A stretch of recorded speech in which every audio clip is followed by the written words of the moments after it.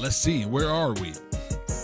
So I got me some dope things to talk about today. You know what I'm saying? Some dope things.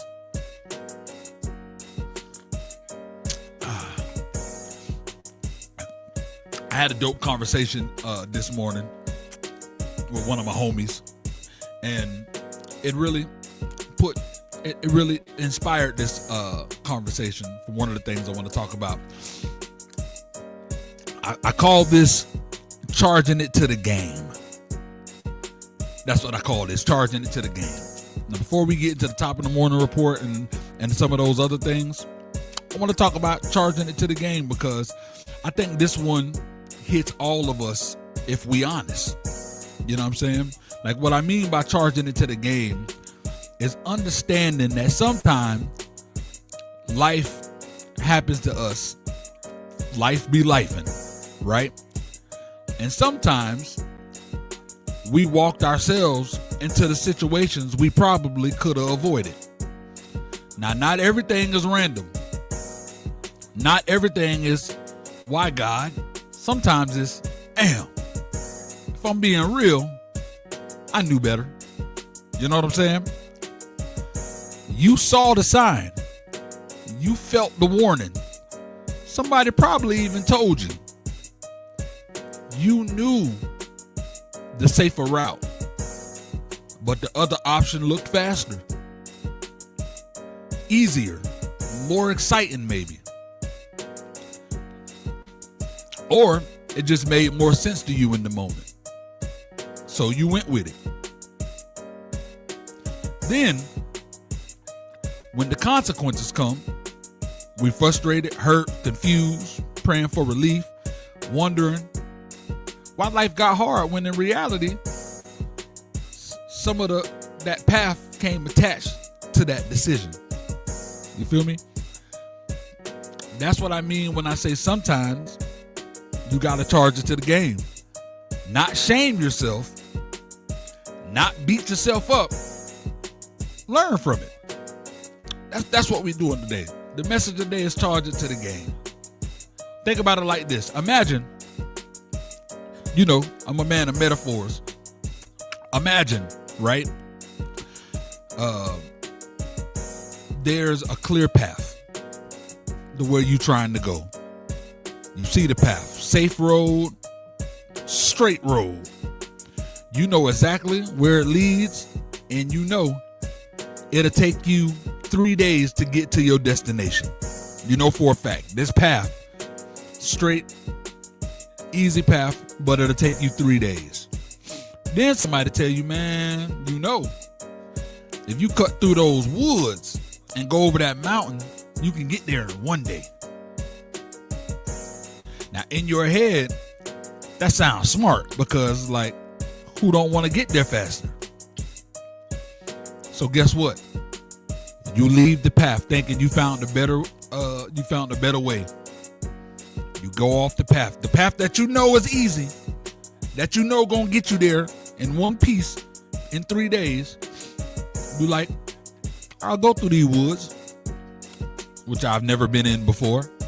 I'll go over that mountain, which I've never climbed before, and I'm gonna do it because you know what? You felt like you found a better way, and next thing you know, life start collecting that payment. Now you're lost. Food running low. You're exhausted. Cold at night. Hearing sounds all in the woods. You're paranoid. You know what I'm saying? You're trying to climb this mountain that you weren't prepared for, and then somewhere along the way, snake, right on your arm, you fall. Bust your ankle up. Now you down at the bottom of the mountain. Ankle jacked up.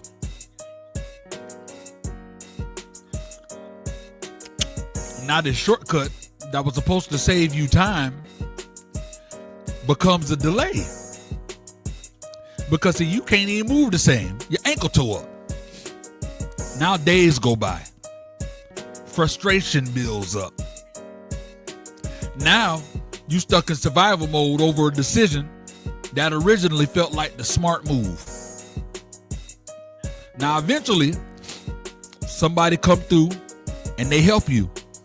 They got food, they got supplies, they got some wisdom. Maybe they even help you heal up enough to where you can start moving a little bit on your own.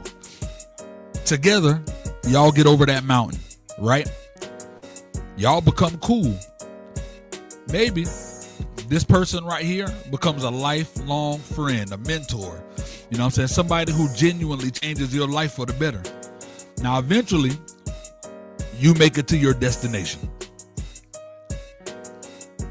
But now, it's been a week and a half instead of those 3 days that the original path would have taken you. And this is the part right here that I think people miss when it comes to God. Because sometimes we look back and say like, see, God wanted me to go through all that. You know what I'm saying? People will tell, a lot of people will tell ourselves that we go through something. No, that's what God wanted me to go through, because it made me stronger. He wanted me to grow stronger out of this situation. But I don't know if I see it like that. I think God knew what choice you were going to make. You feel me? God know all. Before you was born, he knew all the choices you was going to make. So I believe that God knew what choice you was going to make and still made room for grace. 3, 2, 1, sip it. He still made room for grace. Now, I don't think the busted ankle was the blessing. No. I don't think the struggle itself was the blessing. I think the blessing came from what happened after. See, the person you met, the wisdom you gained, the perspective you developed, that second opportunity that showed up. You know what I'm saying? The fact that even after leaving the path, you still weren't abandoned. That is the blessing. See, that's what's crazy to me about God's design. You know what I'm saying? That's what's crazy to me about God's design, because he already knew what decision you would make before you were born, and somehow there is still provision sitting on the other side of your mistake. Right? It's crazy. Maybe the person helping in the woods was always supposed to be there, because God already knew somebody would eventually need help on that mountain. That don't mean the hard route was better than the easy route. It just means grace was already accounted for. Oh, what is that good grocery? Let me repeat, that don't mean the hard route was better than the easy route. It just means that grace was already accounted for. And see, in this way it get uncomfortable, because we can apply this same thing to a lot of different scenarios. You feel me? We can apply this to a lot of different scenarios. One of the biggest examples of this, and I know people hate talk about this and don't want to hear this one: sex before marriage.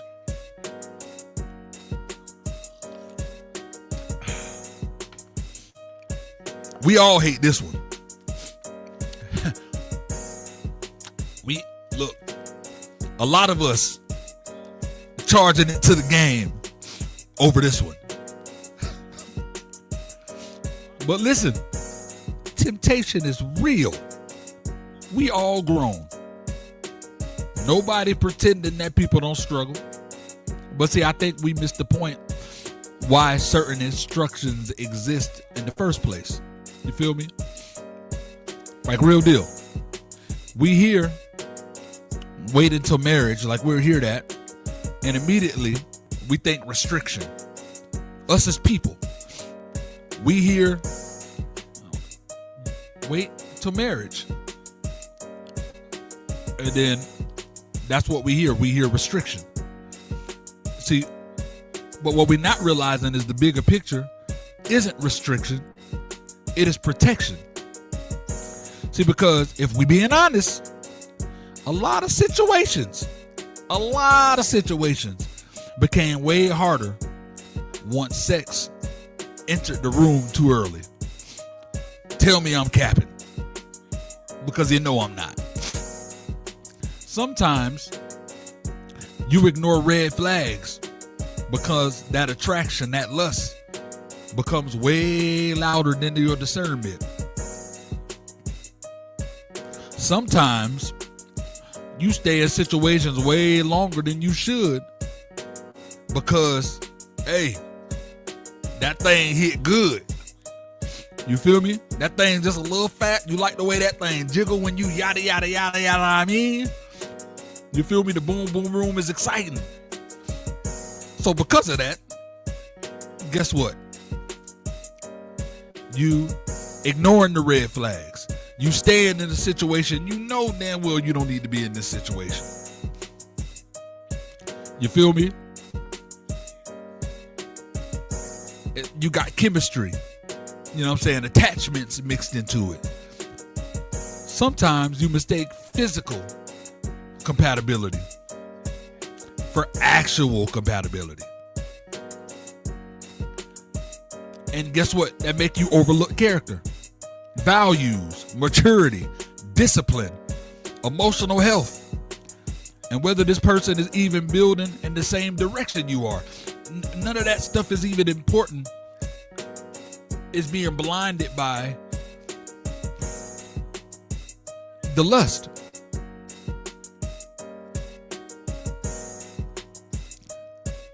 Come on, man. So people stay in unhealthy relationships because the connection feels strong physically, even though emotionally, spiritually, mentally, things are falling all apart. That's facts. Then come the stuff that nobody want to talk about. The broken trust, the emotional confusion, the jealousy, the manipulation, the soul ties that make moving on harder than it should be. You know what I'm saying?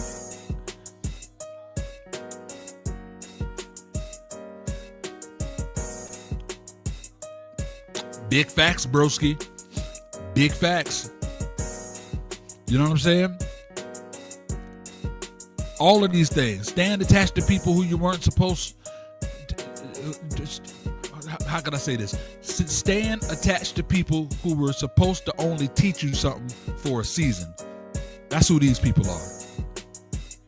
Like co-parenting situations you weren't ready for. This is a big one. Now you got a baby with somebody that you don't even want to be with no more. But guess what? That baby y'all's. So now you got to go through the co-parenting with this person. Now there's financial strain that if this baby ain't exist, you wouldn't have. Now you're dealing with the drama. You go to date somebody, she upset, or she dating somebody that you don't want your kid to be around. You got drama, pain, regret, spending years in something that probably should have ended way much earlier because lust kept making bad situations feel manageable.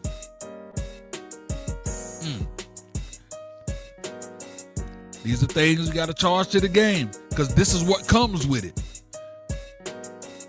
You feel me? God got a path for a reason. He say, stay on this path.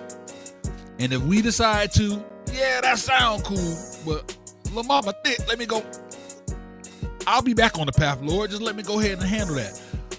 Understand that going on to handle that, there's a chance that all of these things that I'm talking about can happen. Hey, bro. It ain't me.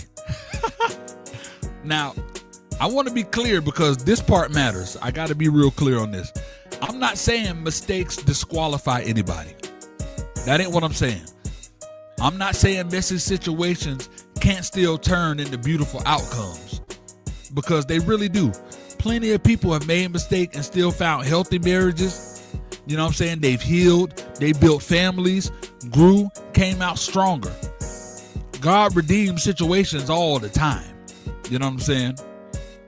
What I'm saying is we got to stop confusing grace with permission. You feel me? We really got to stop doing that. Just because God can work something out don't mean the consequence was the design. A lot of people like to use certain things about God as a crutch. You know what I'm saying? Oh, I'm not worried about that because, you know, there's no condemnation in Christ Jesus. But the key word is in Christ Jesus. If you outside of the will, guess what? You're not in Christ Jesus. Therefore, guess what? There's condemnation. You got to think about these things. Just because God can work something out does not mean the consequence was the design. The blessing didn't come from the pain itself. The blessing came from what you learned, how you bounced back, the wisdom you gained, and the opportunity God still put in front of you after the fact. That's the reality. And that's really the point this morning. See, life gives us these moments where we got to stop blaming everybody around us and just be honest enough to say, you know what? I got to charge that one to the game. Real deal. I got to charge that one. I got to charge that one to the game. Saying stuff like that make me want to stay on the topic all for another 30 minutes. Straight up. But real deal. Because see, if God gives us a path and we decide to take another route, we shouldn't be shocked when we run into things on that path that's designed to help us avoid the path. The good news is even when we get off track, grace still exists. Opportunity still exists. Healing still exists. And you can still get to where you're supposed to go. Sometimes it just end up being way harder than it need to be. You're rocking with the best. Yeah.